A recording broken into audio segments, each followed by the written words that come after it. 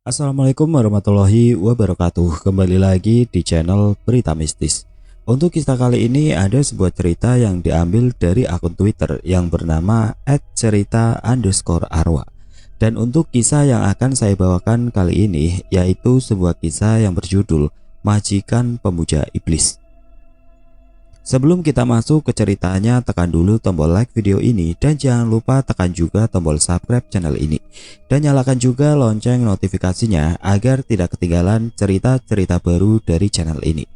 Dan bagi teman-teman yang ingin membaca langsung ceritanya, nanti silahkan saja kunjungi linknya yang nanti akan saya sertakan di kolom deskripsi.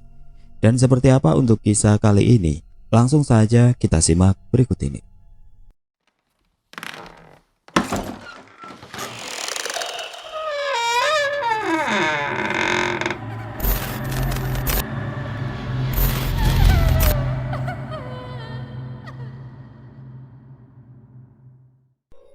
Di tahun 2002, Purwati mendaftarkan dirinya menjadi ART di perusahaan penyalur tenaga kerja daerah Jakarta. Di tahun tersebut, umur Purwati masih dibilang sangat belia, 15 tahun. Walaupun Purwati masih tergolong ART yang belum berpengalaman, namun ia tetap nekat untuk bekerja mengadu nasib di ibu kota. Berhari-hari Purwati berada di penampungan, menanti majikan yang akan membawanya bekerja. Akhirnya penantian itu pun terjawab juga setelah Pak Iskandar beserta istrinya, Ibu Maljina, bersedia membawa Purwati bekerja di rumahnya sebagai ART. Purwati lalu dibawa ke rumah majikannya itu di kawasan perumahan elit Jakarta Selatan. Setibanya di sana, seperti biasa, Purwati diajak berkeliling rumah untuk diperkenalkan dengan 3 ART lain serta anak-anak dari Pak Iskandar dan Ibu Maljina yang bernama Revano 10 tahun, Egar 7 tahun, dan juga Melisa 5 tahun. Selama 1 minggu Purwati bekerja, tidak ada hal aneh yang ia rasakan. Keluarga Pak Iskandar pun bisa dibilang keluarga yang ramah tamah. Ketiga anak-anaknya sopan dan para ART lainnya pun bersahabat menyambut Purwati. Keadaan yang tenang itu berubah manakala Purwati diminta Pak Iskandar untuk mengurus ibundanya. Nah, bagaimana kelanjutan kisah Purwati? Seperti biasa, langsung masuk ke dalam ceritanya. Pagi itu, Yayasan Penampungan Tenaga Kerja ART tempat Purwati tinggal didatangi beberapa orang tamu yang akan memilih calon ART. Sebenarnya pemandangan itu sudah biasa terlihat setiap hari. Tapi kini yang menjadi pembeda bagi Purwati adalah dirinya ikut didampingi oleh Ibu Fitri untuk interview calon majikan. Pur, nanti kamu ikut saya ya ke ruangan. Ada calon majikan yang mau memperkerjakanmu, ucap Ibu Fitri lembut. Enggak baik bu, jawab Purwati. Mendengar hal tersebut, Purwati seketika menjadi sumringah. Alhamdulillah, semoga saja calon majikanku ini baik ya Allah, gumamnya dalam hati sambil berjalan menuju ke ruang Ibu Fitri. Tak tak tak. Assalamualaikum, sapa Purwati dari balik pintu. Waalaikumsalam Pur, silakan masuk nih, calon majikanmu sudah menunggu, jawab Ibu Fitri mempersilahkan Purwati masuk. Purwati langsung diajak bersalaman dan duduk bersama sambil ditanyakan seputar pengalaman bekerjanya oleh Pak Iskandar serta sang istri yang bernama Maljina. Jadi begini Purwati, pertama-tama perkenalkan dahulu, nama saya Iskandar dan ini istri saya Maljina. Nah, sekarang kami mau bertanya, apa kamu sudah berpengalaman bekerja sebagai ART? Tanya lembut Pak Iskandar. Nganu Pak, saya jujur saja belum pernah berpengalaman sebagai ART.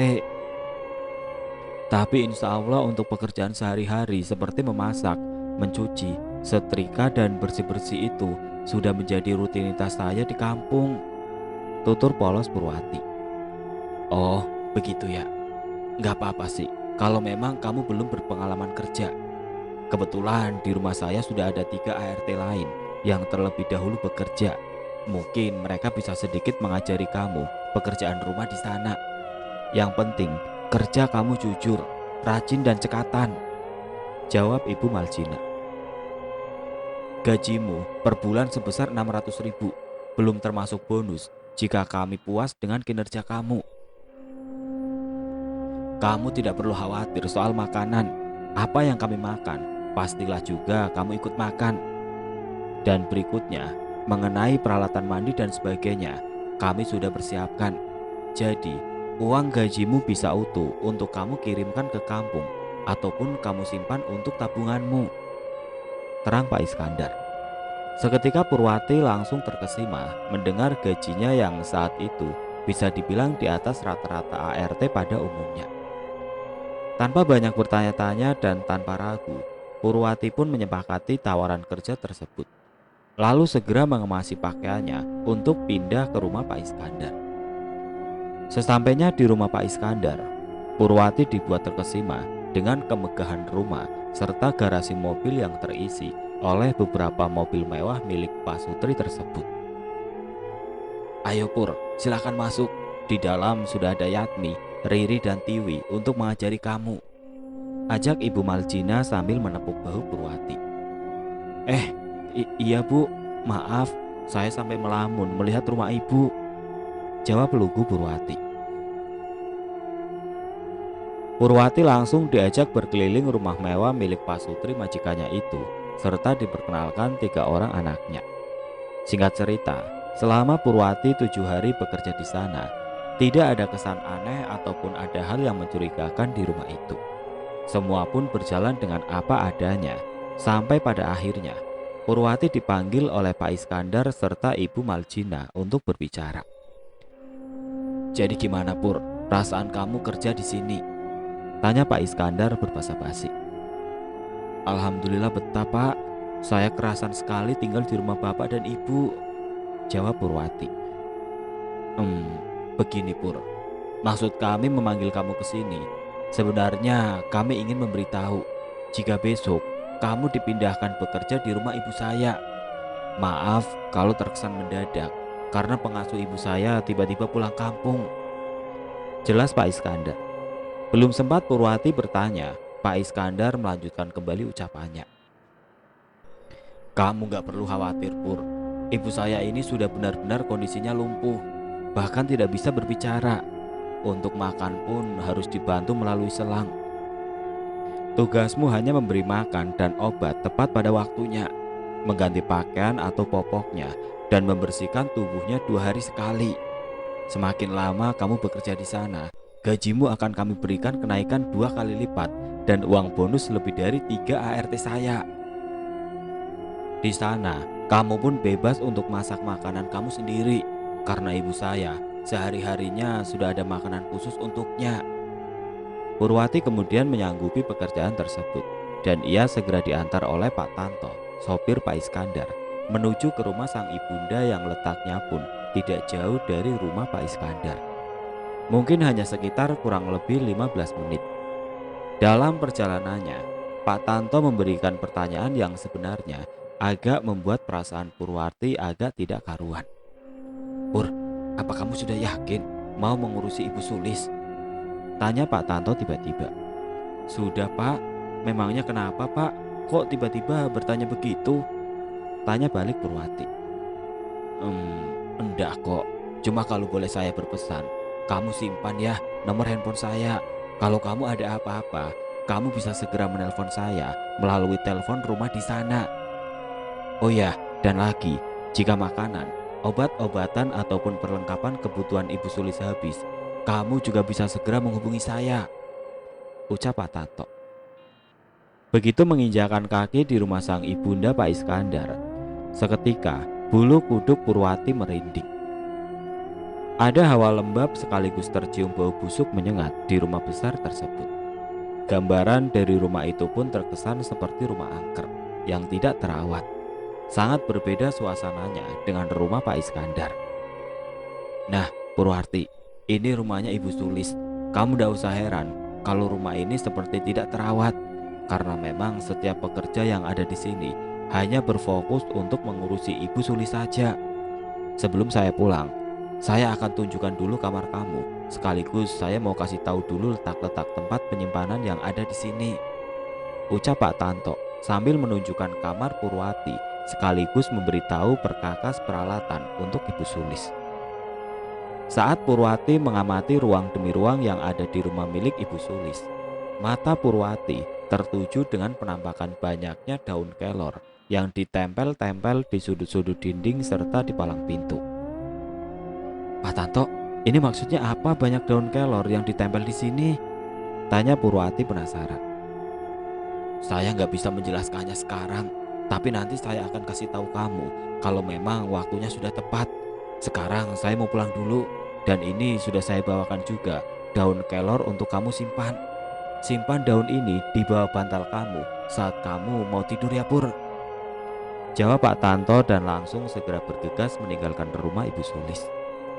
Perasaan Purwati semakin tidak karuan saat mendengar ucapan Pak Tanto yang masih menjadi misteri. Sekaligus ia cukup shock melihat keadaan rumah Ibu Sulis yang terkesan sangat menyeramkan dan agak gelap, walaupun hari masih siang.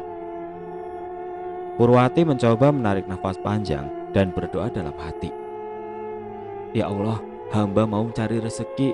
Semoga engkau meridhoi jalan hambamu ini agar hasil yang hamba peroleh menjadi berkah bagi hamba dan keluarga. Amin. Baru saja untayan doa terucap dari bibir Purwati, seketika ia mendengar benda jatuh yang berasal dari lantai 2. Dengan setengah berlari, Purwati menuju ke lantai 2 dan memastikan tidak ada barang jatuh, serta memastikan Ibu Sulis masih berada di atas kasur. Loh, tidak ada yang jatuh. Alah, mungkin itu kucing atau tikus yang ada di atas plafon, gumam Purwati.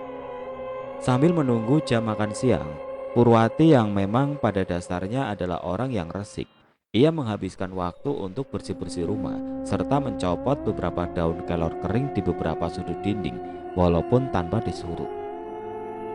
Daun kering gini ya harus dibuang saja supaya tidak merusak pemandangan. Biar nanti tak cari lagi saja gantinya daun kelor yang masih segar di pekarangan rumah, batin Purwati. Setelah Purwati selesai bersih-bersih rumah, ia segera beranjak ke dapur mempersiapkan oatmeal instan untuk makan siang Bu Sulis serta obat-obatannya. Purwati masih ingat akan pesan-pesan majikannya itu jika ingin memberi makan Ibu Sulis pada pukul 12 siang, 6 sore, dan 6 pagi, berikut dengan instruksi tata caranya menggunakan selang NGT. Tepat jam 12 siang, Purwati kembali masuk ke dalam kamar Ibu Sulis.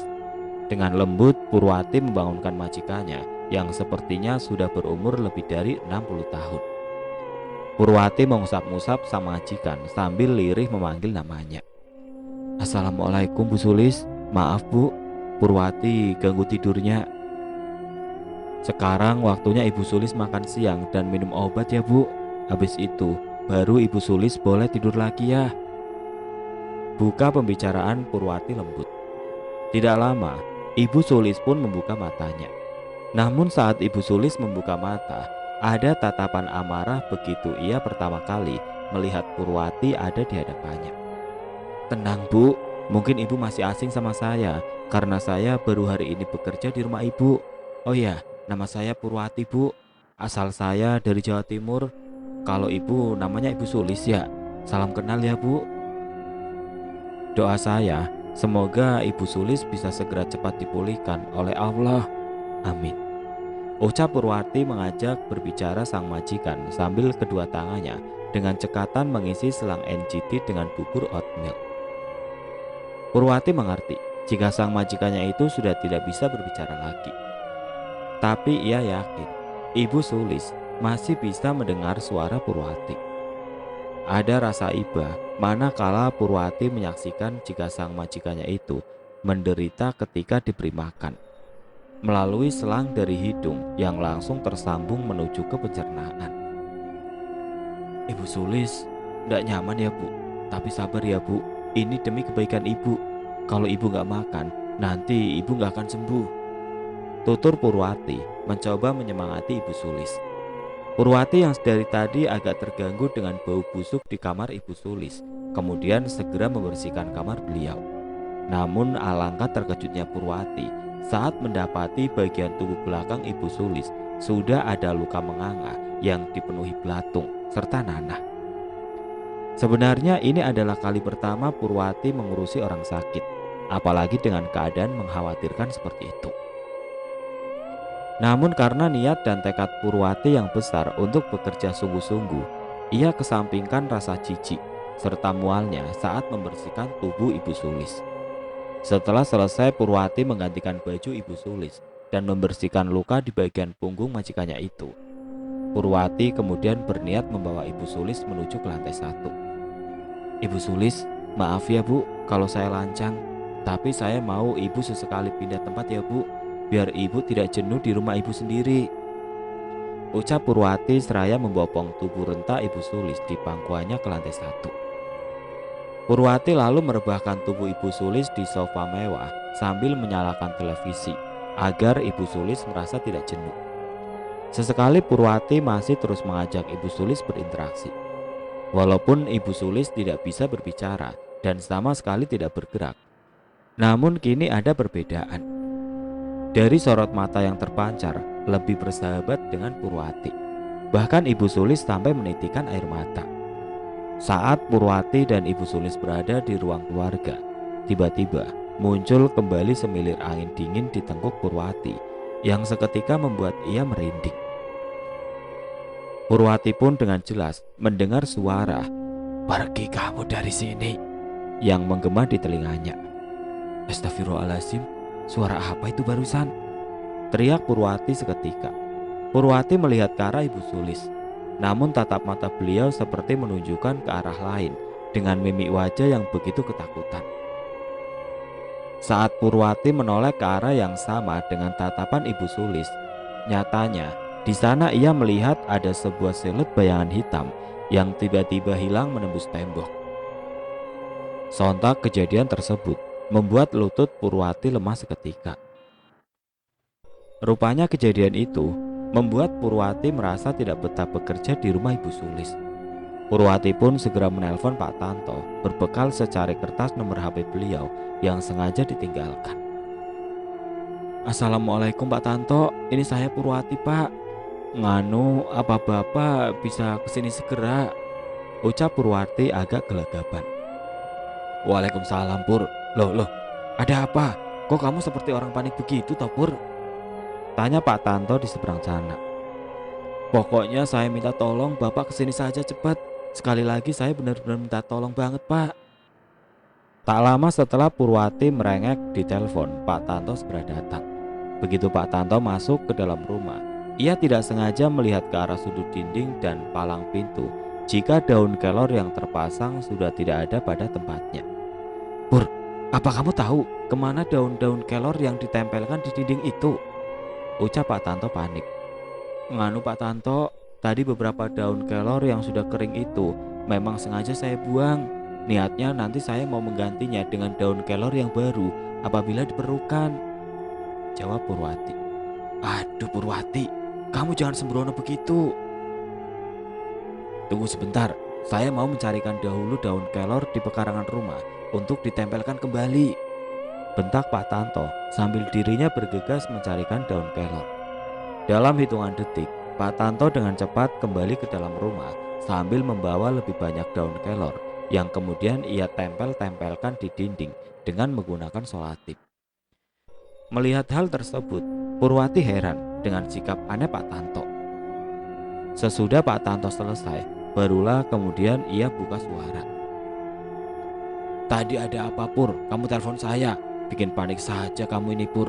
Untung saya masih ada di rumah. Kalau saya ada di luar kota dengan Pak Iskandar, lah kamu gimana?" cecar Pak Tanto. "Maaf ya Pak, saya nggak bermaksud buat Bapak panik. Tapi ada hal yang perlu saya sampaikan sama Bapak," jawab Purwati tidak enak hati. "Ya sudah nggak apa-apa Pur. Sekarang kamu jawab saja, ada perlu apa? Sampai ditelepon kamu panik begitu." "Pak, sepertinya saya mau kembali lagi saja ke rumah Pak Iskandar. Saya nggak betah di sini Pak, saya takut." Belum selesai Purwati bercerita, Pak Tanto langsung memotong pembicaraan Purwati. "Kamu barusan melihat atau merasa ada hal-hal aneh di rumah ini ya?" Pasti itu kan sebabnya kamu takut. Iya betul Pak Tanto, saya takut sekali Pak. Penampakan itu benar-benar jelas terlihat, walaupun saat ini masih siang bolong, jawab Purwati tergagap. Pak Tanto kemudian menghela nafas sebelum bercerita. Sepertinya saya harus kasih tahu kamu, kenapa di rumah ini banyak ditempel-tempel daun kelor. Termasuk tadi pun saya menitipkan daun kelor untuk kamu simpan sendiri Pur. Pak Tanto kemudian menjelaskan, karena di rumah itu sedang dikuasai oleh dedemit yang akan mengincar nyawa Ibu Sulis.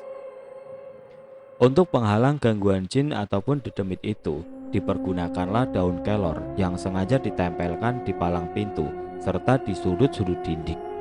Makhluk-makhluk itu tidak akan berani menampakkan diri ataupun mengganggu selagi di dalam rumah masih ditempelkan daun-daun kelor.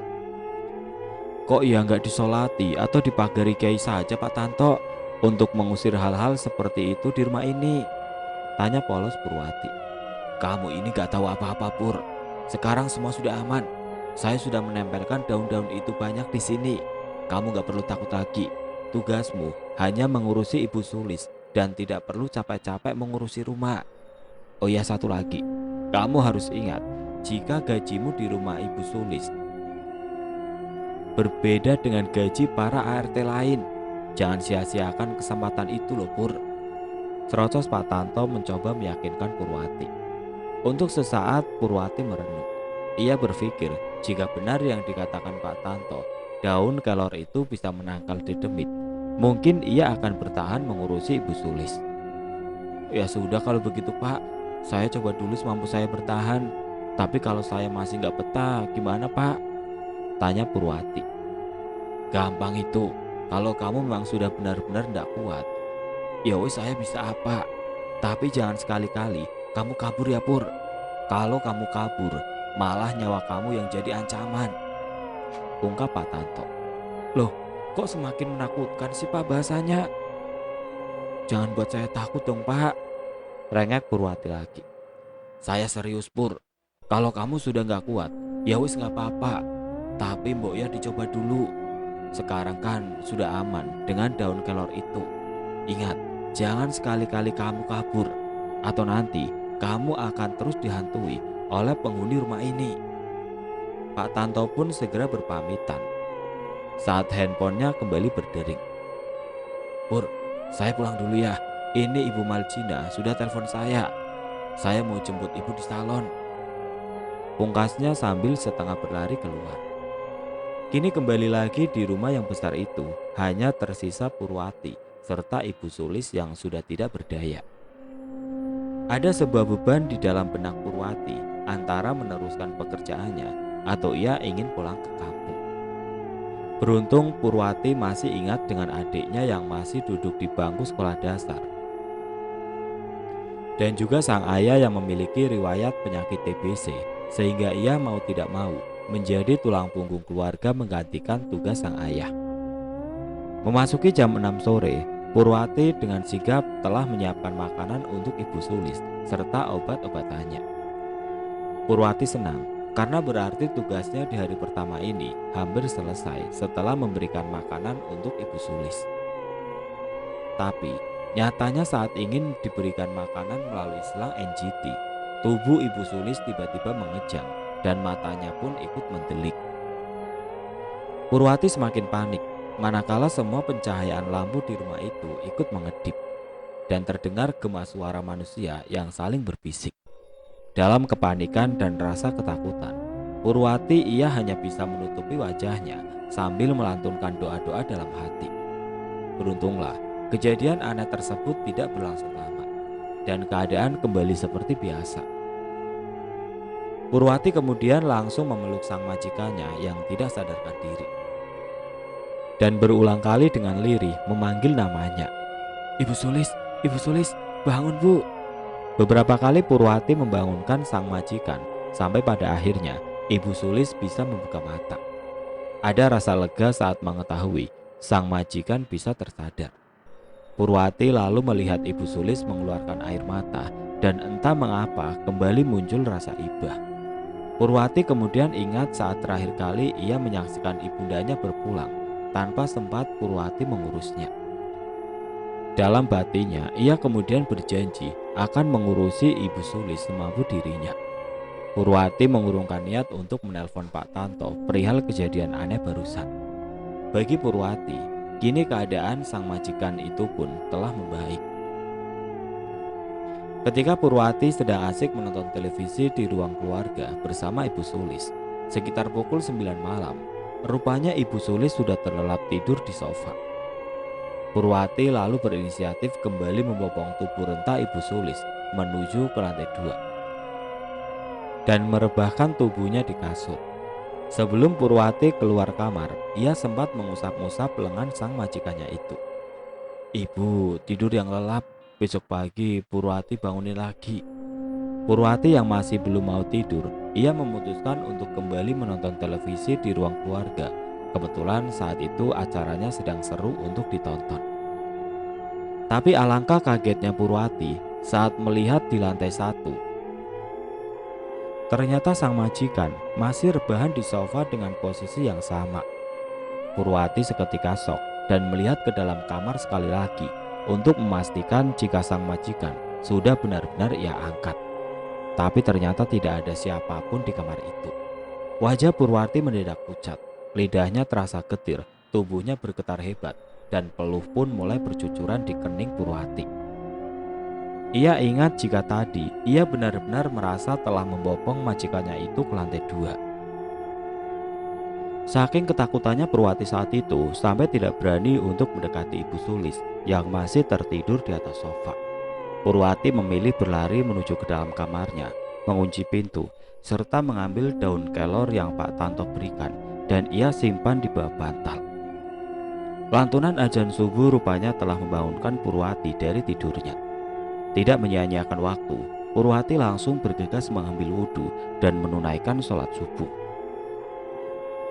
Dalam doanya ia dengan tulus memanjatkan doa untuk kesembuhan sang majikan, serta ia minta dikuatkan agar bisa bertahan bekerja di rumah Ibu Sulis. Setelah puas ia berkeluh kesah dengan Sang Maha Pencipta, Purwati kembali ke ruang keluarga untuk melihat keadaan Ibu Sulis. Ibu Sulis masih tertidur lelap dengan dengkuran pelan yang terdengar di atas sofa. Purwati langsung mendekati Ibu Sulis sambil menyapa serta mengusap-usap lengan Ibu Sulis. "Selamat pagi Bu Sulis. Maaf ya Bu, semalam malah tinggalin Ibu tidur di sini sendiri. Ibu harus tidur di sofa gara-gara Purwati." Ternyata suara lembut Purwati tidak sengaja membuat sang majikannya itu terbangun. Sambil menunggu waktu jam 6 pagi untuk Ibu Sulis sarapan, Purwati terus mengajak sang majikan berinteraksi dengan cara mengajak sang majikan berbicara tentang kehidupan Purwati di kampung dan juga curahan hati Purwati. Ibu Sulis mencoba merespon ucapan Purwati dengan mengedipkan mata dan tatapannya kini semakin nanar seperti menahan tangis. Setiap kali Purwati melihat ibu, rasanya hati Purwati sedih sekali. Purwati selalu teringat akan almarhum ibu kandung Purwati yang kini sudah berpulang. Ngomong-ngomong, ibu gak keberatan kan? Kalau Purwati anggap Ibu Sulis layaknya ibu ataupun nenek Purwati sendiri. Kalau ibu memperbolehkan, coba dong kedipkan mata ibu 3 kali ya, pinta Purwati sambil tersenyum hangat. Ibu Sulis pun merespon dengan mengedipkan matanya 3 kali sesuai permintaan Purwati. Purwati tersenyum girang saat mengetahui sang majikannya itu bisa merespon sesuai permintaannya. Maklum saja, sedari kecil memang Purwati kurang merasakan kasih sayang sosok seorang ibu atau neneknya karena mereka sudah terlebih dahulu berpulang. Jadi saat ini Purwati seperti menemukan sebuah ikatan batin dengan Ibu Sulis. Setelah Purwati puas berbicara ngalor ngidul dengan sang majikan, Purwati ingat akan tugasnya untuk memberi makan Ibu Sulis dan memberikannya obat-obatan. "Ibu, sekarang kalau diurus sama Purwati, Ibu dibersihkan badannya setiap hari sekali ya, biar luka Ibu cepat sembuh dan biar Ibu Sulis nyaman kalau tubuh Ibu Sulis bersih," ucap Purwati sambil memboyong tubuh Ibu Sulis ke dalam kamar mandi untuk dimandikan setelah memberikan sarapan. Ketika Purwati sedang fokus memandikan Ibu Sulis, kembali muncul keanehan lagi. Kini ia jelas mendengar suara pintu dibanting kuat sekali. Brak! Sampai Purwati berkali-kali beristighfar. Kejadian tersebut sekaligus membuat mata Ibu Sulis kembali mendelik. Bibirnya yang terkunci seketika bisa terbuka menganga lebar. Tubuhnya pun kini mengejang kembali seperti kemarin. Purwati yang sudah kalang kabut untuk kedua kalinya, ia kemudian mencoba menelpon kembali Pak Tanto pagi hari itu. Assalamualaikum Pak Tanto. Pak, tolong Pak, Ibu kejang-kejang Pak, ucap suara panik Purwati. Oh kejang-kejang, ya wes, sudah biasa itu, nanti sembuh sendiri kok. Kalau keadaan seperti itu, kamu ambil saja daun kelor di pekarangan rumah dan segera tempelkan di tubuh Ibu Sulis. Pasti tidak lama akan sembuh, jawab Pak Tanto dengan nada yang datar. Tunggu ya, saya pasti mampir ke situ Pur, setelah antar 3 anak Pak Iskandar ke sekolah. Kebetulan saya juga mau antar popok untuk Ibu Sulis, serta ingin mengantar makanan beliau titipan Pak Iskandar, sambung Pak Tanto. Setelah telepon itu ditutup, Purwati kembali mengambil daun kelor di pekarangan rumah dan menempelkannya di bahu sang majikan. Anehnya, begitu daun kelor ditempelkan, Ibu Sulis berhenti kejang-kejang dan tubuhnya kembali terkulai lemas tidak sadarkan diri. Sekitar 30 menit kemudian Pak Tanto datang sambil membawa 1 kantong plastik belanjaan penuh. Assalamualaikum Pur, ini saya bawakan titipan untuk Ibu Sulis, panggil Pak Tanto. Purwati pun segera menemui Pak Tanto dan mencecar Pak Tanto dengan berbagai pertanyaan. Pak Tanto, saya ini memang udik, saya memang dari kampung. Tapi Boyak tolong saya ini jangan bodoh-bodohi terus toh. Sekarang Pak Tanto cerita sama saya apa yang sebenarnya terjadi dengan Ibu Sulis, cecar Purwati dengan nada yang kesal. Sini duduk dulu Pur, saya jelasin kalau memang kamu mau tahu. Sebelumnya maaf lo ya, bukannya saya nggak mau jujur, tapi